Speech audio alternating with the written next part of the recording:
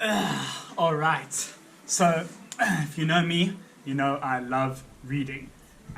And reading, I believe, is very important and is one of the most important skills a young person and any person can have, because it's a way for you to absorb complex ideas and stories from people other than yourself and your immediate family and friends, and learn from those people's wonderful writings and stories and insights. And yeah, I think it's just, let me try not to make too many bashing noises. I just think it's a really important part of being an informed citizen, and books have so much to offer. There's so much pleasure to be found in them, and so I really highly encourage reading. So today is a review of some of the books that I've read this year. I'll tell you all of the books that I've read this year. But yeah, I'm an oral learner, so I have listened to a lot of these books. Actually, only about half of these that I actually read. I listen to the rest of the audiobook version, because I'm an oral learner, and I find being able to listen at 2 times speed helps me get through books a lot quicker. Also, when you don't have time to sit down and actually read a book, but you've got time to go and wash dishes and drive some places while listening to an audiobook, that's when the real learning and real efficiency can take place. So, this year, I read 30 books. I only have 29 on my list here, but I'm sure there's 1 or 2 I'm missing, so I'm going to call it 30 anyway.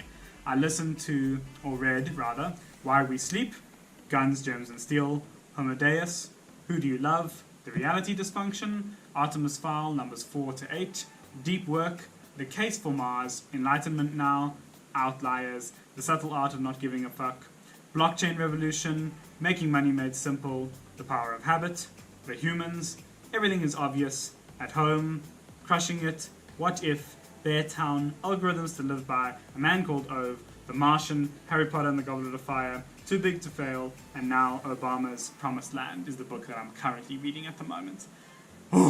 And so, in no particular order, Why We Sleep. Why We Sleep was a wonderful book by Matthew Walker, he's a sleep scientist, about how sleep impacts the human body and how the sleep process kind of functions and what we know about it. And I just learned a lot about the importance of sleep, the importance of rest for the human body, and a lot about actually how the human body functions. And it really made me think about my own sleep patterns and that, and change them up a bit. And it's just a really good biology book that I can recommend to anyone. Guns, Gems and Steel, basically a summary of why certain countries in the world are richer than others, why some countries like America and Britain and that were so far ahead of some of the southern countries like African countries. And basically the reason comes down to Guns, Gems and Steel. Geography, climate based on geography, and the type of plants and animals that grow because of that geography and climate change the type of civilizations that could develop in those particular areas, and from those civilizations, the domestication of animals, the industrialization that occurred in those countries, and then the further on you go down in history, how those countries could interact with other countries and dominate or be dominated accordingly. Really interesting, quite slow in parts, but I learned a lot from that. The Case for Mars by Robert Zubrin. Really old science book about basically how we can go to Mars with Saturn V level technology we've had for 50 years already. And it was a really good, hard science book that really made me motivated and excited for the future of humanity that Elon Musk has for us, and made me really believe that us going to Mars in the next couple of years is definitely possible. So that was really exciting. Enlightenment Now, this book here at the bottom. Let me fish it out. This was a really good book, as it says here on the cover, The Case for Reason, Science, Humanism, and Progress. Basically, why the world is the best it's ever been right now, actually, why the human experience is the best it's ever been right now, and why things are getting better.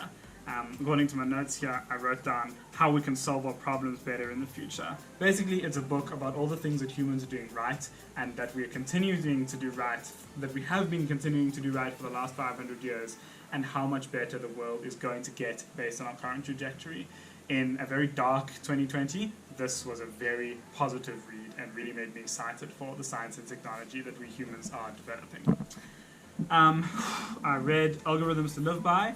That's this book over here. Really good book about computer science and its application to everyday life. Really, as a computer engineer, it made me happy to learn some of the things that I've learned in the past couple of years, and that their applications to real life. I read fiction like Harry Potter. Harry Potter and the Goblet of Fire is here. And the Artemis Fowl books, even though they're kind of like more geared towards young adults or children, just because it's nice to sometimes have a bit of adventure and exploration in your life, even if you're confined to a house inside during COVID and during lockdown, it was great to explore a bit and to, escape to a fantasy world. I'm a sucker for a good fantasy, so that was really nice. In addition to those fictions, I also read The Reality Dysfunction. That was the biggest book I read this year. Oh, goodness gracious. It was a couple thousand pages long. Okay, no, I lied, not a couple thousand. It was 1,200 something pages long. Really heavy, hard sci-fi novel about the stars, about humans having colonized many different planets and many different solar systems, the kind of conflict that happens there. There's like some supernatural elements in this book that I didn't enjoy so much, but a really good, promising look at what it might be like to be a human in the human settled solar system and galaxy one day. So that was really exciting. Too Big to Fail was a book about the 2008 financial crash that I just finished. It was incredibly complicated, I didn't understand it all, and neither did a lot of the people living through it at the time, which has made me further believe in my conviction that those conspiracy theories about people controlling the economy and controlling the world, individual people or families, are complete bullshit, because the economy and the global interconnected world as it is right now is so complicated and so difficult to understand that if you think one individual person is manipulating that entire system and is so much smarter than everyone else that they're able to influence that system without being noticed by anyone else, you really don't understand the complexity of the global economy and the global world as it is right now. So yeah, that was quite a humbling and interesting read in itself. And then right now, as I said, I'm busy listening to Obama's book, Promised Land.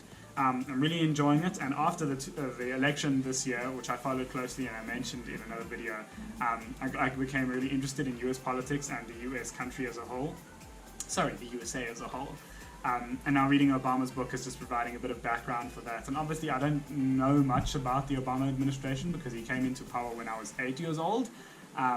And so I didn't really know much about anything back then, and so actually learning about what happened in the past couple of years that have shaped this decade that I've just lived through as a teenager is really interesting. And I really believe Obama's a good role model. He's a strong male role model who's very smart, he listens to experts, he's very empathetic, he tries to do his best, he has strong moral values that he sticks to, and I think in a world of Trumps that's a very valuable male role model. And so I really did enjoy that book. Well, I'm still listening to it right now, but I'm enjoying it so far. And yeah, these are some of the books that I've read this year. Human beings are constantly filling their minds with information and with experiences and stories that other people tell us or that we hear on the news and that. And books are a great way to get good, slow-paced, nuanced, highly detailed, highly factual, and well thought out ideas and stories into your head. Social media and the news and that can give you a lot of misleading and scary and not well thought out information that can make the way you see yourself and you see the world very depressing and very scary. And so reading good, long, well-considered books that the authors have had lots of time to reflect on and to put their ideas onto paper, it's a good way to go about filling your brain and therefore filling your life with good, positive stories, and not necessarily, ignorant stories, but good, positive stories that show the world how it is, how it has been in the past, how it really has been in the past, not people's interpretations of it, and how we can go about making a better world. And so yeah, that's why I just love books so much, and they're a lot slower paced, but that's why listening to them on audiobooks at 2 times speed can make the process of absorbing more information a lot more efficient. And it's quite a lot of information. I mean, these are just some of the books that I've read this year. This is 1, 2, 3, 4, 5, 6, this is only 7 of the books I've read this year, 7 of the 30. And you can see how much detailed information is in there. So yeah, I really can recommend reading to you.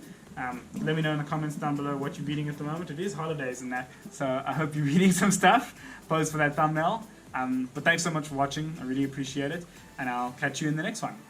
Cheers, and see you soon.